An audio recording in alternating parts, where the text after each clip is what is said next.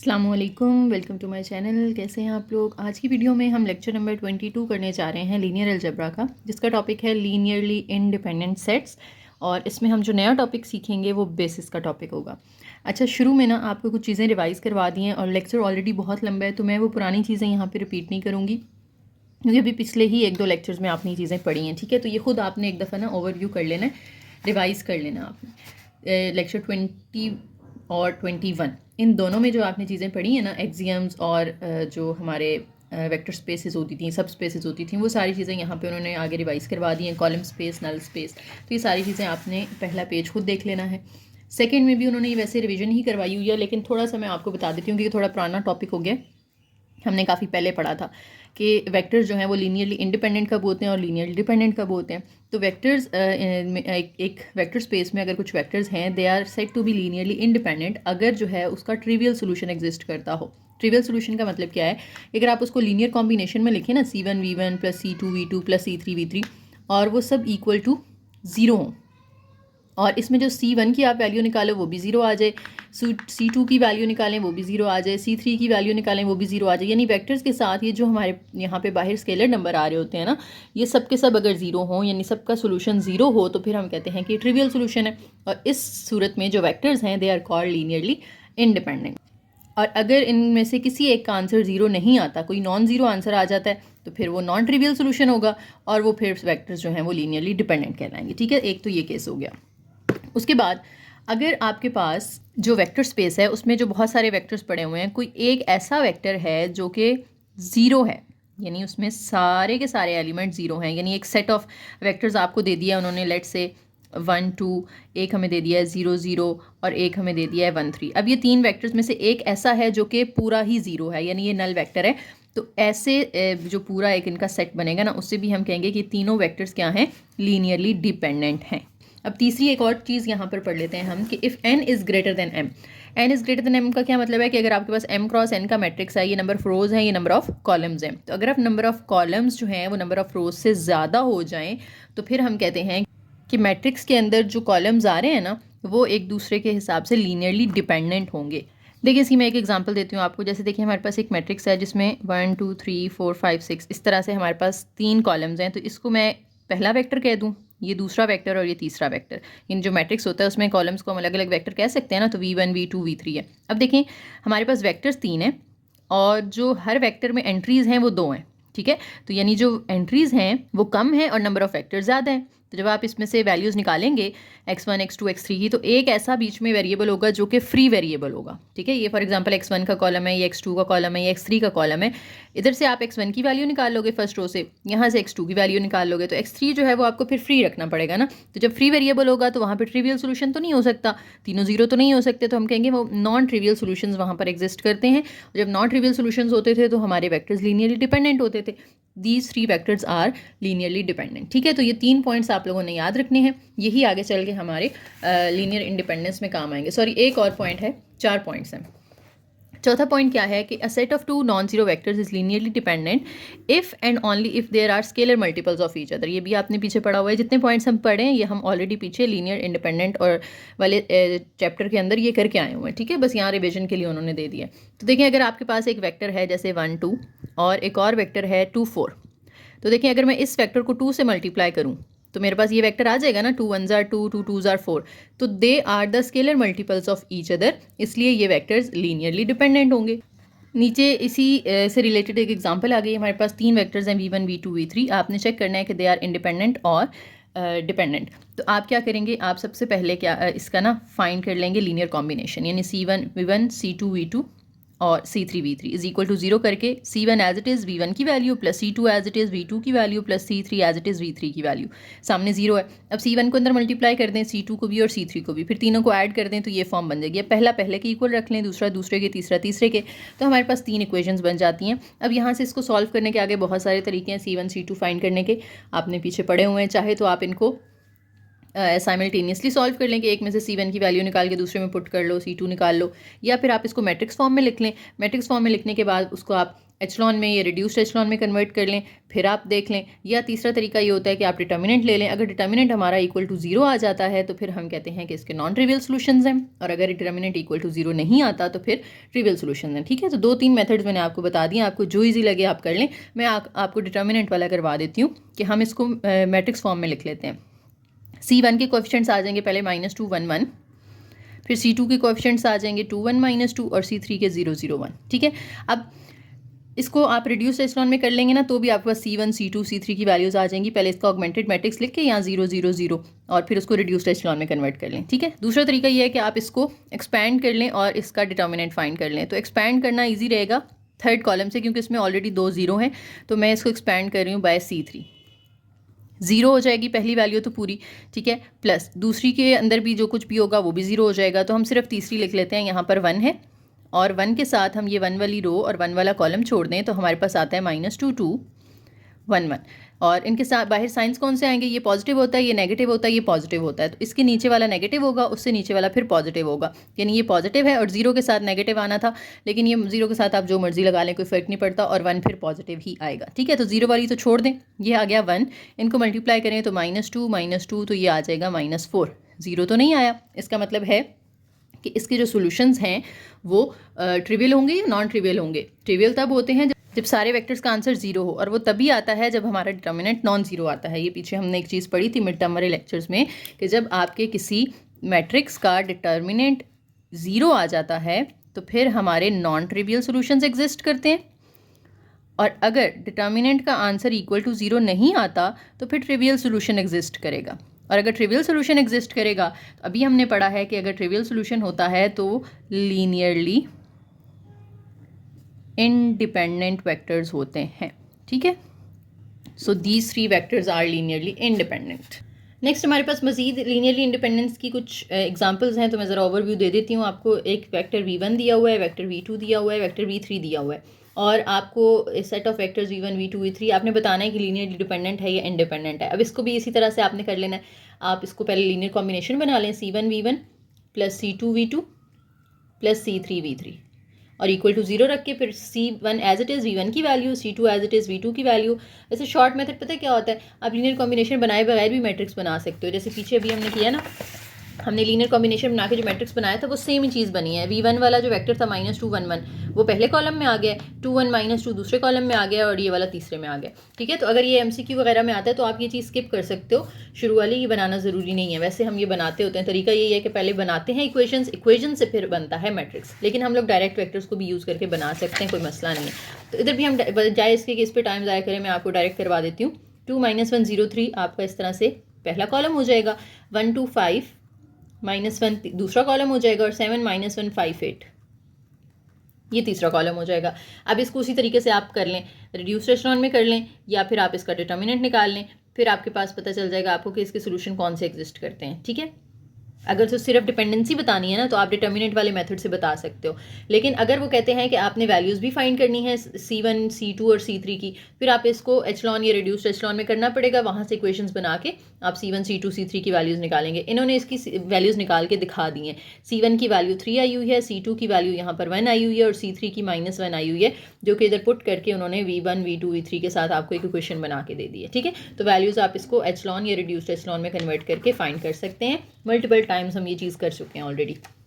Next भी ऐसे ही है, पॉलिनोमियल्स दी हुई हैं P1 P2 और P3, और इसको भी आपने चेक करना है डिपेंडेंसी।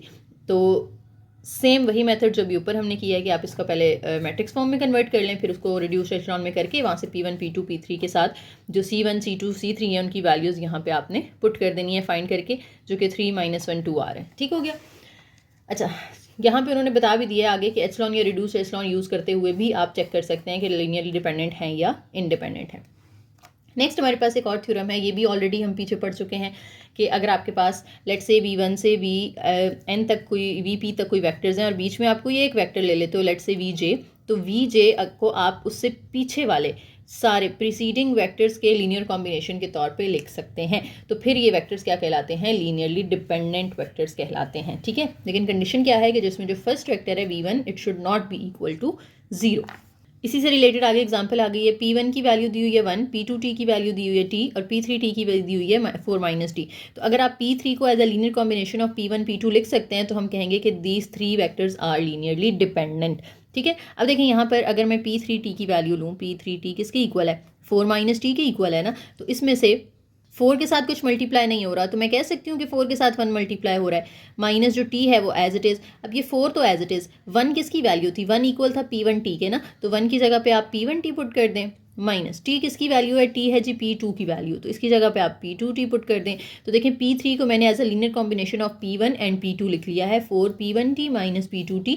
तो इसको जब हम इससे प्रीसीडिंग वेक्टर्स यानी P3 से पीछे वाले P2 और P1 के लीनियर कॉम्बिनेशन के तौर पे लिख सकते हैं, इट मीन्स कि P1 P2 P3 are linearly dependent vectors. ठीक है, नेक्स्ट एग्जाम्पल 2 है, इसमें आपको साइन टी और कॉस टी दिया हुआ है और कहते हैं कि लीनियरली इंडिपेंडेंट है इन C01 because sign T and cos T R not multiples of one another. ये अभी हमने पीछे कंडीशन पढ़ी है ना कि आपके पास एक वेक्टर अगर दूसरे का स्केलर मल्टीपल है तो फिर वो दोनों लीनियरली डिपेंडेंट होंगे, लेकिन यहाँ पे साइन और कॉस तो एक दूसरे के मल्टीपल्स नहीं हैं, तो फिर ये लीनियरली इंडिपेंडेंट होंगे। ठीक है, लेकिन अगर साइन टी कॉस टी और साइन 2t का आपको एक सेट दे दिया जाता तो देखिए ये एक दूसरे के मल्टीपल्स हैं, क्योंकि अगर आप साइन 2t का फॉर्मूला खोलें तो साइन 2t किसके इक्वल आता है, 2 sin t cos t, और यहाँ जो पहला वेक्टर है वो भी sin t cos t है, और अगर मैं इसको 2 से मल्टीप्लाई कर दूँ तो इससे आगे वाला वेक्टर बन जाता है 2 sin t cos t। तो ये इसका स्केलर मल्टीपल हुआ ना कि एक वेक्टर को 2 से मल्टीप्लाई करके दूसरा वेक्टर r है, so they are linearly dependent because they are the multiples of each other. अब यहाँ पे एक समरी सी दे दी है उन्होंने कि जितनी बातें पीछे पढ़ी हैं आपने कि अगर एक सेट है जिसके अंदर कोई जीरो वेक्टर आ रहा है तो वो लीनियरली डिपेंडेंट सेट वेक्टर्स होते हैं सारे, और अगर एक ऐसा सेट है कि जिसके अंदर जीरो वेक्टर नहीं आ रहा तो फिर हम उसे क्या कहते हैं, लीनियरली इंडिपेंडेंट कहते हैं। इसी के ऑपोजिट बात आ जाएगी। ठीक है, तीसरा पॉइंट देखें ना, अब set containing one non zero vector is linearly independent. इसी तरह दूसरा पॉइंट है हमारे पास, set of 2 vectors is linearly dependent if one is a multiple of the other, यानी एक अगर दूसरे का मल्टीपल है तो फिर वो डिपेंडेंट वेक्टर्स कहलाते हैं, और अगर वो एक दूसरे का मल्टीपल नहीं है तो फिर हम उन्हें लीनियरली इंडिपेंडेंट वेक्टर्स कहते हैं। ठीक हो गया, अब आगे एक्टिविटी है, ये आप लोग खुद कर लेंगे। नेक्स्ट अब डेफिनेशन हमारा यहाँ से नया टॉपिक शुरू होता है बेसिस का, लेकिन उससे पहले ये चीज़ें इसलिए रिवाइज़ की हैं हमने, जो ये हम ऑलरेडी वैसे पढ़ चुके हैं, क्योंकि ये बेसिस में दोबारा से इंडिपेंडेंसी हमने चेक करनी होगी, उस वजह से हमने उनको रिवाइज कर लिया है। ठीक है, अच्छा डेफिनेशन है, let H be a subspace of vector space V. Subspace समझ आ गया हुआ है ना पीछे आपको। सबस्पेस क्या होता है कि अगर आपके पास एक वेक्टर स्पेस वी है तो इसका आप कोई एक छोटा सा पोर्शन ले लें तो वो उसकी सबस्पेस कहलाती है। लेट से ये एज है और ये वी है, तो H is the subspace of V. ठीक है, an index set of vectors B1 जिसमें बहुत सारे वेक्टर्स पड़े हुए हैं in V is a basis for H, यानी इसके अंदर एक और सेट है B जिसमें बहुत सारे और वेक्टर्स होंगे जो V में से ही लिए गए हैं। ठीक है, उसको हम बेसिस ऑफ H कहेंगे अगर वो दो कंडीशन सेटिस्फाई कर रहा है ये वाला सेट। वो दो कंडीशंस कौन सी हैं, B is a linearly independent set, यानी इसमें जो वेक्टर्स हैं उनकी हम डिपेंडेंसी जब चेक करेंगे, let's say B1 B2 B3 की, तो आपके पास वो लीनियरली इंडिपेंडेंट वेक्टर्स होने चाहिए, तो फिर उनका जो सेट बनेगा वो लीनियरली इंडिपेंडेंट सेट कहलाएगा। ठीक है, तो एक तो ये लीनियरली इंडिपेंडेंट होने चाहिए वेक्टर्स, दूसरी चीज़ के the subspace spanned by B coincides with H, यानी जो स्पैन सेट होगा ना B वेक्टर्स का वो एज के इक्वल होना चाहिए। स्पैन सेट भी आपको याद होगा क्या होता है, स्पैन सेट किसे कहते हैं, स्पैन ऑफ V1 V2 से मुराद ये है कि V1 V2 के जितने भी लीनियर कॉम्बिनेशंस बनते हैं वो सारे के सारे आप एक सेट में जमा कर लें तो वो उसका स्पैन सेट कहलाता है। ठीक है, तो ये लीनियर कॉम्बिनेशंस आ जाएंगे इसमें सारे, तो B वेक्टर्स के जितने भी लीनियर कॉम्बिनेशंस हैं वो सब के सब का जो सेट होगा वो एज के ही इक्वल होना चाहिए। ठीक है, सेम सेट होना चाहिए, तो फिर हम कहेंगे कि ये दो कंडीशन सेटिस्फाई होने के बाद जो B सेट है it is called the basis of H. Example है हमारे पास, कहते हैं let A be invertible M cross N matrix. N cross N means कि स्क्वायर मैट्रिक्स होना चाहिए। अब A के अंदर डिफरेंट कॉलम्स होंगे ना, पहला कॉलम A1 दूसरा A2 अप टू AN, तो जो कॉलम्स ऑफ A होंगे ये हमेशा बेसिस होंगे फॉर R पर N। ये MCQs के लिए आपने बात याद रखनी है। ठीक है, columns of A always form a basis for R पर N। क्यों? क्योंकि वो दोनों कंडीशन सेटिस्फाई करते हैं, एक तो वो लीनियरली इंडिपेंडेंट होते हैं ठीक है, और दूसरा वो स्पैन करते हैं आर पार एन को, यानी अगर उसके कॉलम्स जो हैं हर कॉलम में दो दो एंट्रीज़ हैं तो वो आर स्क्वायर से बिलोंग करते होंगे, तो वो स्पैन आर स्क्वायर भी कर रहे होंगे। इसी तरह से अगर आर क्यूब से ले रहे हैं आप वैल्यूज़ तो वो स्पैन आर थ्री के इक्वल होंगी। तो स्पैन वाला कंडीशन भी सेटिस्फाई हो रही है। और इंडिपेंडेंसी तो हम ऑलरेडी जानते हैं कि जो कॉलम्स होते हैं वो लीनियरली इंडिपेंडेंट होते हैं। तो फिर जो मैट्रिक्स ए होगा it is the basis for R पर एन। ठीक है, उसके जो कॉलम्स हैं they are the basis actually for R पर एन। नेक्स्ट एग्जाम्पल 4 है हमारे पास। E1 E2 E3 की वैल्यूज़ हैं हमारे पास। E1 क्या होता है ये हमने ऑलरेडी पढ़ा हुआ है ना पीछे। E1 अगर आर स्क्वायर से ले रहे हैं तो उसके अंदर दो एंट्रीज होंगी 1 0।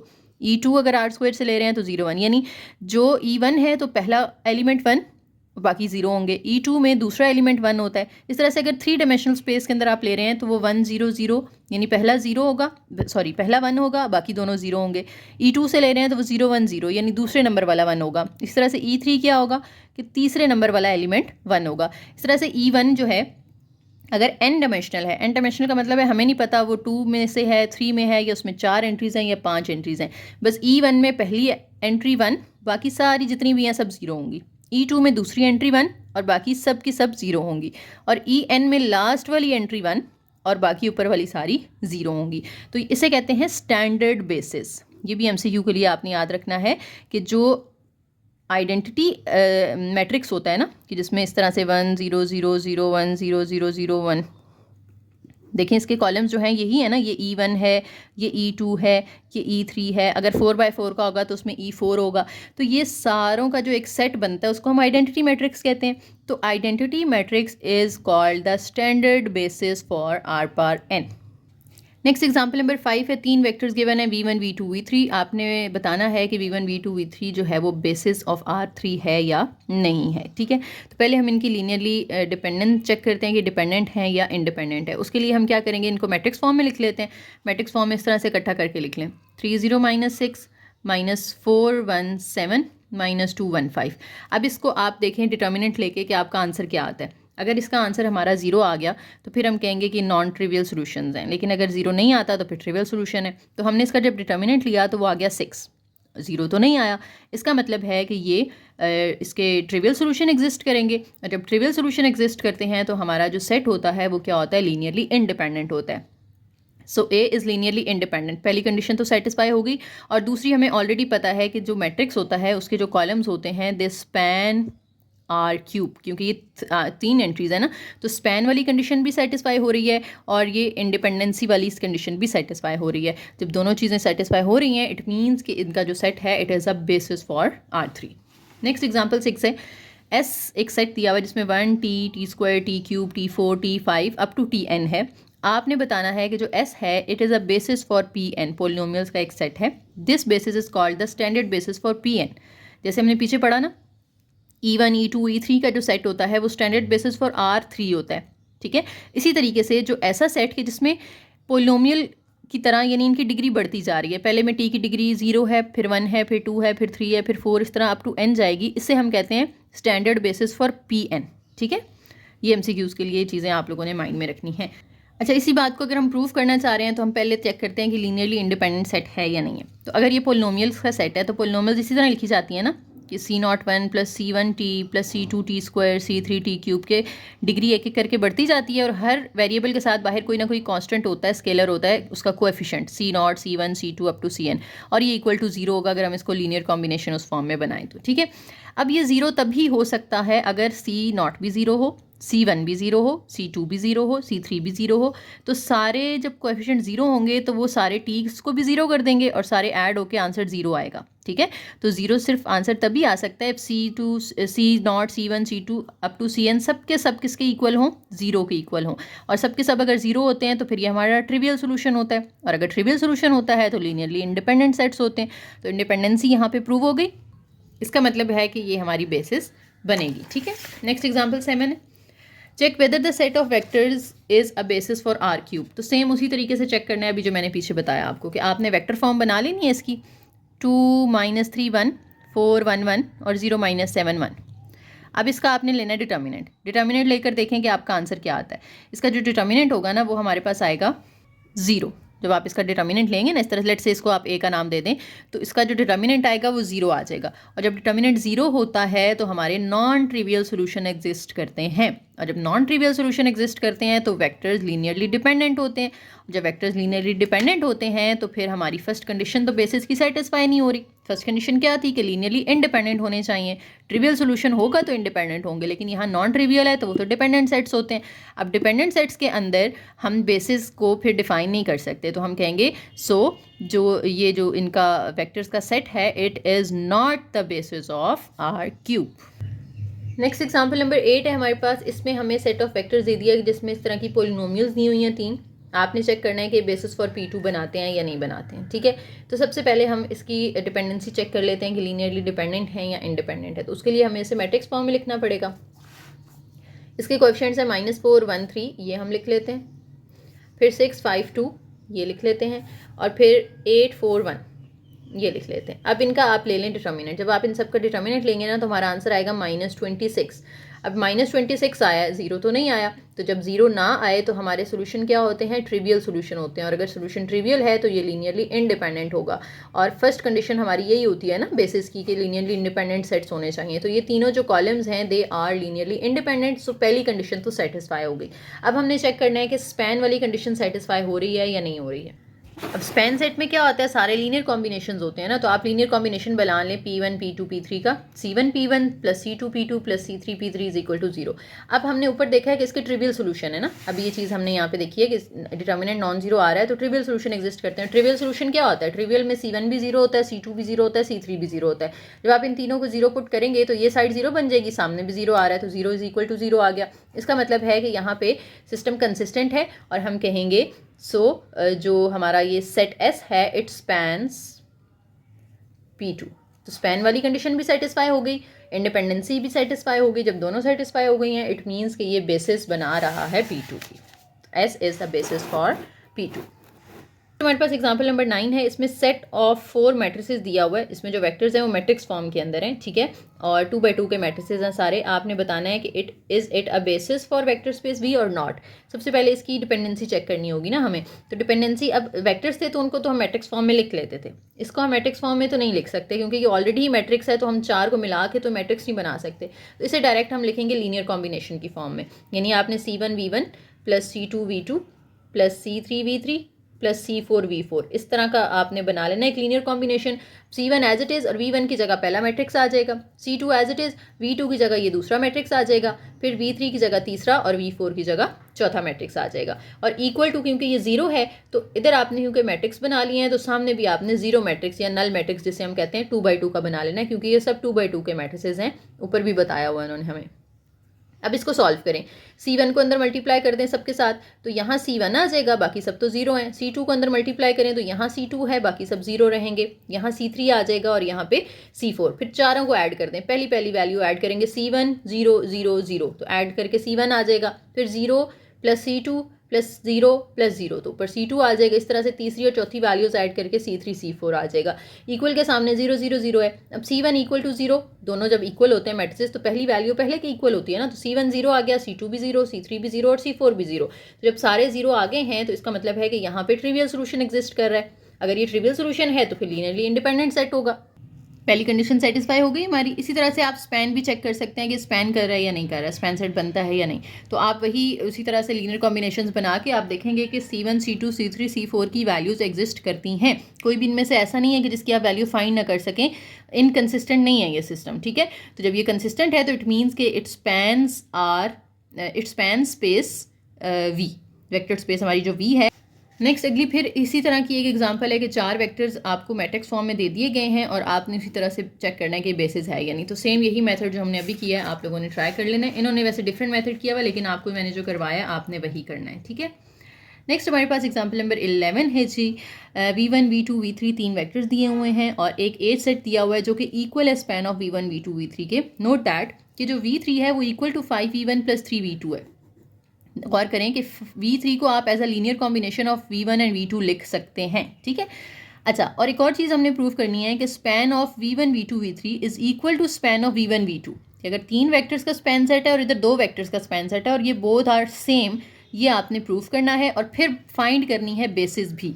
अब यहाँ पे प्रूव नहीं करना कि उसकी बेसिस है, आपने वो बेसिस फाइंड करके दिखानी है, ठीक है। देखिए सबसे पहले हम ना एक लीनियर कॉम्बिनेशन बना लेते हैं, C1V1 plus C2V2 plus C3V3, क्योंकि 3 वेक्टर्स दिए हुए हैं, इक्वल टू आप उसको 0 कर दें, ठीक है। अब C1V1 as it is plus C2V2 भी as it is plus V3 की उन्होंने याद है हमें पीछे एक वैल्यू दी हुई थी क्वेश्चन के अंदर कि V3 is equal to 5V1 plus 3V2, वो यहाँ पे पुट कर दें आप 5V1 प्लस 3V2 और इक्वल के सामने क्या है 0 है। अब ये C1V1 plus C2V2 plus C3 को अंदर मल्टीप्लाई कर दें तो ये 5C3V1 हो जाएगा, फिर 3C3V2 हो जाएगा। अब V1 वाले 2 हैं आपके पास, इनको इकट्ठा करके इनमें से V1 कॉमन ले लें, अंदर C1 प्लस 5C3 रह जाएगा। इसी तरीके से V2 वाले भी 2 आ रहे हैं आपके पास, तो V2 कॉमन लेके अंदर आ जाएगा C2 plus 3C3 is equal to 0। तो हमारे पास स्टार्ट हमने कैसे किया था कि वेक्टर्स थे हमारे पास 3 V1 V2 V3, लेकिन जब हमारे पास आंसर आ रहा है यहाँ पे अब सिर्फ 2 वेक्टर्स रह गए हैं V1 और V2। तो इसका मतलब है कि ये जो लीनियर कॉम्बिनेशन था ये किस स्पैन सेट के अंदर लाई कर रहा था, V1 V2 और V3 के अंदर लाई कर रहा था ना, लेकिन हमने इसको इक्वल प्रूफ कर दिया span set of V1 V2 कि हमने 3 वाले लीनियर कॉम्बिनेशन को कन्वर्ट कर दिया 2 वाले लीनियर कॉम्बिनेशन के अंदर, सो दे बोथ आर इक्वल। इसको एक और इस तरह से भी आप देख सकते हैं कि देखें हमारे पास अगर लिखा हुआ है ना कि C1V1 प्लस C2V2 प्लस अगर मैं V3 यहाँ पे ले लूँ और उसको 0 कर दूँ, तो एक लिहाज से देखा जाए तो ये 3 वेक्टर्स के लीनियर कॉम्बिनेशन है, तो हम कहेंगे कि ये स्पैन सेट है V1 V2 V3 का। लेकिन अगर ये 0 है तो इसको हम ख़त्म भी तो कर सकते हैं ना, अगर मैं इसको ख़त्म ही कर दूं तो पीछे सिर्फ V1 V2 रह जाएगा, ठीक है। तो बोथ आर सेम कि अगर आप इसको 3 की फॉर्म में लिख लें या 2 की फॉर्म में लिख लें, एक ही बात है। अब इसमें करना क्या था, हमने बेसिस फाइंड करनी थी ना, तो बेसिस हमारी क्या आ गई यहाँ पे, बेसिस हमारी बनी है ये स्पैन सेट, क्योंकि हमने पढ़ा था ना एच इज़ इक्वल टू होता है span set of the vectors, तो वही हमारी बेसिस कहलाती है कि एच जो है वही हमारी बेसिस कहलाती है अगर वो स्पैन सेट ऑफ इसके इक्वल हो जाए तो, ठीक है। तो हमें यहाँ पे पता चल गया कि जो हमारा स्पैन सेट है वो V1 V2 आया है, तो यही स्पैन सेट क्योंकि एच के इक्वल होता है और एच बी के इक्वल होता है, तो हमारी बेसिस भी यही होगी the set of V1 and V2। Next जी spanning set theorem. Spanning set theorem क्या है, a basis is an efficient spanning set that contains no unnecessary vectors, कि ऐसी बेसिस के जिसमें से आपको जिन वेक्टर्स की ज़रूरत नहीं है ना वो आप डिलीट कर दें, यानी उनको डिस्कार्ड कर दें, तो फिर जो पीछे हमारे पास एक बेसिस रह जाती है उसे हम कहते हैं एफिशिएंट स्पैनिंग सेट। इसकी प्रॉपर एक डेफिनेशन देख लें कि let S is a set जिसके अंदर V1 से VP तक आपके पास कुछ वेक्टर्स हैं और वो जो S है वो आपने V में से ही लिया, यानी उसका सबसेट है, ठीक है। एंड लेट जो H है वो स्पैन सेट के इक्वल है। तो पहली हमारे यहाँ पर पॉइंट क्या आता है, if one of the vectors in S से that VK is linear combination of the remaining vectors in S, then set S formed by removing VK still span H। अच्छा क्या मतलब है इस बात का, अभी जैसे पीछे हमने देखा ना कि स्पैन था V1 V2 V3 और उसमें से हमें क्योंकि V3 को हम as a linear combination of V1 V2 लिख सकते थे, ये जो अभी हमने पीछे एग्जांपल किया कि V3 इक्वल था as a linear combination of V1 and V2, तो हमने V3 को डिलीट ही कर दिया कि स्पैन V1 V2 V3 लिखने की बजाय हमने उसको सिर्फ स्पैन V1 V2 लिख दिया कि V3 को वहाँ से ख़त्म कर दिया, हमने डिस्कार्ड कर दिया, डिलीट कर दिया। तो अगर आप यहाँ पे भी जो V3 है उसको आप डिलीट कर दें क्योंकि वो as a linear combination of V1 V2 लिखा जा सकता है, तो ये जो रिमेनिंग वेक्टर्स होंगे ना S के अंदर V1 और V2 ये भी स्पैन H करेंगे, they will still span H, यानी कोई फ़र्क नहीं पड़ेगा उसकी स्पैन पे। लेकिन ऐसा नहीं कि अब आपने वेक्टर्स डिलीट करते ही जाना है, सिर्फ जो अननेसेसरी हैं वो V3 था तो वो आपने डिलीट कर दिया। अब अगर आप V2 को भी कर देंगे या मज़ीद आप कोई और वेक्टर उसमें से डिलीट करते हैं तो फिर आपकी लीनियरली डिपेंडेंसी जो है वो ख़तरे में पड़ जाएगी, उस पर फ़र्क पड़ेगा, ठीक है। तो सिर्फ जिसकी ज़रूरत है रिमूव करने की सिर्फ उसको करें, बाकी इस तरह हर किसी वेक्टर को आपने रिमूव नहीं करते जाना, ये अभी हम आगे एग्जाम्पल भी करेंगे। दूसरा पॉइंट क्या है कि if H is not equal to 0 some subset of S is a basis for H, यानी H जो है वो 0 ना हो, यानी H के अंदर नॉन ज़ीरो वेक्टर्स पड़े हुए हों, तो फिर जो ये सेट S होगा ये सब स्पेस होगी, सॉरी बेसिस होगी H की। अगर ये 0 है तो फिर वो उसकी बेसिस नहीं बन सकती ना। ये भी MCQ के लिए आपने स्टेटमेंट याद रखनी है इसकी थ्योरम की कि A spanning set of vectors always contains a subset that is a basis, ठीक है। कि स्पैनिंग सेट में से आप एक अगर उसका सबसेट लेते हैं तो वो हम एक बेस होगी, यानी इसके जितने भी सबसेट्स बनते हैं ना यहाँ पे उन सबसेट्स में से कोई ना कोई एक ऐसा लाजमी होगा जो बेसिस होगी किसी ना किसी की। ऐसा नहीं हो सकता कि आपके पास स्पैनिंग सेट है और उसमें जितने भी सबसेट्स बनते हैं उनमें से कोई बेस ना हो, बेस लाजमी एक ना एक एटलीस्ट वन लाजमी होती है, ठीक है। Let v is equal to r पर m and let s is equal to this be a set of non zero vectors in v। तो आपने इस तरह के सेट से अगर बेसिस फाइंड करनी है तो क्या तरीक़ाकार होता है, क्या प्रोसीजर होता है, ये आपको नीचे उन्होंने कुछ स्टेप्स बता दिए हैं। पहला प्रोसीजर, पहला पॉइंट जो है, स्टेप ये है कि आपने पहले उसका लीनियर कॉम्बिनेशन बना लेना है, उसके बाद ऑगमेंटेड मैट्रिक्स बना लेना है। ऑगमेंटेड मैट्रिक्स को कन्वर्ट कर लेना है आपने रिड्यूस्ड एचेलॉन फॉर्म के अंदर। कन्वर्ट करने के बाद लीडिंग एंट्रीज में से आपने वैल्यूज़ निकाल लेनी है। यानी फॉर एग्जांपल आपके पास एक मैट्रिक्स है जिसके अंदर 4 कॉलम्स हैं। अब कॉलम 1, कॉलम 3 और कॉलम 4 में आपके पास लीडिंग एंट्रीज आ रही हैं, ठीक है। तो जो स्पैन सेट बनेगा ना वो सिर्फ v1, v3 और v4 का बनेगा, उसमें v2 को आप डिलीट कर देंगे। वैसे तो v1 से v4 तक अगर वेक्टर्स आ रहे हैं तो आपके पास स्पैन सेट इस तरह बनना चाहिए ना, v1, v2, v3 और लेट से 6 आपके पास कॉलम्स हैं। तो आप स्पैन सेट कैसे बनाएंगे, v1, v2, v3, v4, v5, v6, इसके साथ कर्ली ब्रैकेट लगा के ये स्पैन सेट बनेगा, ठीक है। लेकिन जब आपने उसको रिड्यूस्ड एचेलॉन में कन्वर्ट किया तो आपके पास लीडिंग एंट्रीज जो थी वो सिर्फ इन 3 कॉलम्स में आ रही थी, फर्स्ट, थर्ड और फोर्थ में। तो अब जो ये स्पैन सेट है ना, ये सिर्फ कितना रह जाएगा, v1, v3, v4। इसमें से ये 2 और जो हमारे पास 5 और 6 है ये आपने डिलीट कर दिए, सिर्फ जिनमें नॉन जीरो एंट्रीज आ रही थी वो आपने रख लिए अपने पास। तो ये आपका स्पैन सेट बन गया। अब इसी को एक एग्जांपल में देखते हैं। हम देखें एस एक आपके पास सब स्पेस है कि जिसमें 5 वेक्टर्स आ रहे हैं, ठीक है, और वो R4 के अंदर लाया करते हैं, यानी हर वेक्टर के अंदर 4 एंट्रीज होंगी। v1 की भी वैल्यू दे दी, v2 की दे दी, v3, v4 और v5 की वैल्यू दे दी उन्होंने। तो आपने एक सबसेट ऑफ एस फाइंड करना है जो कि बेसिस होगा इसका। अच्छा, अब इसी तरह का यानी एक स्पैन सेट फाइंड करना है। सबसे पहला स्टेप था कि आपने लीनियर कॉम्बिनेशन बनाना है। तो आप लीनियर कॉम्बिनेशन बना लें कि c1v1 plus c2v2 plus c3v3 plus c4v4 c5v5 और इज इक्वल टू, क्योंकि हमने उसको किसके रखना होता था, 0 के रखना होता था ना, तो सामने भी आपने 4 0, क्योंकि 4 एंट्रीज है हर किसी के अंदर। अब c1 को अंदर मल्टीप्लाई कर दें, c2 को अंदर मल्टीप्लाई कर दें, c3 को, c4 को, c5 को, तो आपके पास कुछ इक्वेशंस बनेगी। जो c1 वाली सारी होंगी ना उसको पहले 0 के इक्वल रख के आपने इस तरह से ये बना लेना, पहली वैल्यू की इधर से 1c1 minus 3c2 2c3 minus 3c4 और 9c5, ये सारे इक्वल टू 0 हो जाएंगे। फिर दूसरा यानी 2c1 0c2 1c3 3c4 3c5 is equal to दूसरे 0 के आ जाएगा। इस तरह से करके आपने 4 इक्वेशंस बना ली। जब आप इक्वेशंस बना चुके हैं तो आपने ऑगमेंटेड मैट्रिक्स लिखना है। ऑगमेंटेड मैट्रिक्स आप डायरेक्ट ऊपर से देख के भी बना सकते हैं, कोई मसला नहीं है। देखिए हमारे पास यहाँ पे था v1 1 2 -2 1, तो आपने पहले कॉलम में 1 2 -2 1 लिख लेना है। फिर दूसरे में v2 की वैल्यूज़ आ जाएंगी -3 0 -4 3, फिर v3 की वैल्यूज़ आ जाएंगी 2 1 1 -1, फिर v4 की वैल्यूज़ आ जाएंगी 3 3 -9 6, फिर v5 की 9 3 7 -6, ठीक है। ये तो आपने वेक्टर्स लिख लिया। ऑगमेंटेड मैट्रिक्स में इक्वल के सामने वाले नंबर्स भी आते हैं जो कि चारों 0 हैं, तो यहाँ 0 0 0 0 आ जाएगा। अब इसको कन्वर्ट कर लिया आपने रिड्यूस्ड एचेलॉन के अंदर, इसको 1 और 1 के नीचे वाले सारे 0। सेकंड को भी आपने 1 बनाया, उसके नीचे वाले सारे 0। थर्ड में कोई हमारी लीडिंग एंट्री है नहीं, फोर्थ में भी नहीं है, तो लीडिंग एंट्री सिर्फ आ रही है इसके अंदर और इसके अंदर। कौन कौन से कॉलम में आ रही है, फर्स्ट कॉलम में और सेकंड कॉलम में, थर्ड फोर्थ फिफ्थ, और इसमें कोई लीडिंग एंट्री मौजूद नहीं है। लीडिंग एंट्री पता है ना क्या होती है, किसी रो की फर्स्ट नॉन जीरो वैल्यू को हम उसकी लीडिंग एंट्री कहते हैं। तो इस रो की फर्स्ट नॉन जीरो ये है, इस रो में कोई नॉन जीरो है ही नहीं, इस रो में भी कोई नॉन जीरो नहीं है, तो सिर्फ ये 2 कॉलम्स में आ रही है। तो v1 वाली वैल्यूज़ में और v2 में, v3 v4 v5 ये आप निकाल देंगे। तो जो स्पैन सेट हमारा बन रहा था v1 से v5 तक, अब वो रिड्यूस होकर सिर्फ कितना रह जाएगा, स्पैन v1 v2, क्योंकि लीडिंग एंट्री सिर्फ इन 2 के अंदर आ रही हैं। तो बाकी जो थी v3 v4 v5 वो अननेसेसरी थी, वो हमने डिलीट कर दी, तो हमारी बेसिस पे कोई फ़र्क नहीं पड़ेगा। ठीक हो गया। अच्छा, यहाँ पे अब ये दोबारा से वही बात आ गई कि आपने बस ऐसे ही डिलीट नहीं करते जाना। Deletion of vectors from spanning set must stop when the set becomes linearly independent, कि जब लीनियरली इंडिपेंडेंट सेट बन जाएगा तो आपने डिलीशन स्टॉप कर देनी है, मज़ीद उसमें से कोई वेक्टर आपने डिलीट नहीं करना है। ठीक है। नेक्स्ट एक और एग्जाम्पल है, देखें।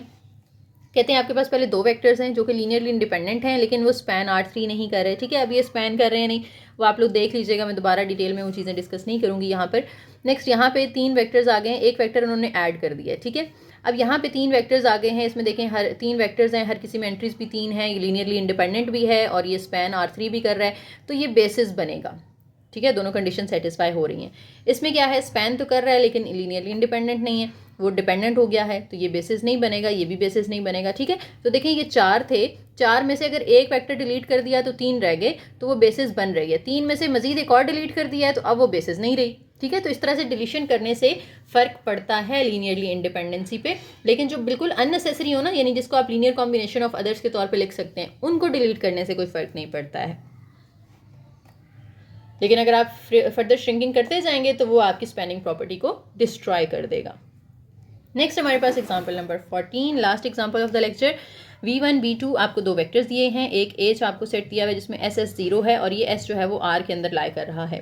Then every vector in H is a linear combination of v1 v2 because S S 0 is equal to S into एक पहला वेक्टर है, एस इंटू दूसरा वेक्टर है। Is v1 v2 a basis, क्या ये बेसिस है? अच्छा, अब बेसिस चेक करने के लिए हमें वही दो चीज़ें चेक करनी होती हैं ना, कि डिपेंडेंट है या नहीं और दूसरा ये स्पैन है या नहीं। अच्छा देखिए, अगर आप गौर से तो एच जो है उसमें पहली दो वैल्यूज़ नॉन ज़ीरो हैं, तीसरी ज़ीरो है। ठीक है, लेकिन हमारे पास v1 में पहली दो नॉन ज़ीरो नहीं है, v2 में भी अगर आप देखें तो पहली दो नॉन ज़ीरो नहीं है।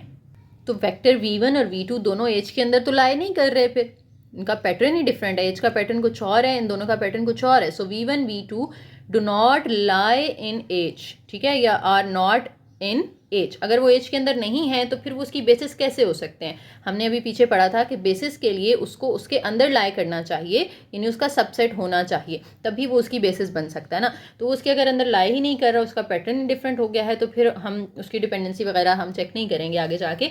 इसके अंदर एच के अंदर सारे ऐसे सेट लाई करते हैं जिनमें पहले दो नॉन जीरो और तीसरा जीरो है, तो इसलिए वो कह रहे हैं कि इसमें जो वैक्टर्स है ना वो किस तरह के हों, C1 C2 0, इस टाइप के वैक्टर्स जो हैं वो उसके अंदर लाई करते हैं। लेकिन हमारा यहाँ पे एच जो है वो सिर्फ एक लाइन को रिप्रेजेंट कर रहा है, आर है। सो इसका रिजल्ट हम ये दे देंगे कि ये इसकी बेसिस नहीं बनाते। ठीक है, तो ये लेक्चर आपका कंप्लीट हो गया है बेसिस का। यहाँ तक कोई आपको क्वेश्चन हो तो आप लोग कमेंट सेक्शन में पूछ सकते हैं। वीडियो पसंद आई हो तो लाइक करें, शेयर करें, चैनल को जरूर सब्सक्राइब कीजिएगा। थैंक यू, अल्लाह हाफिज़।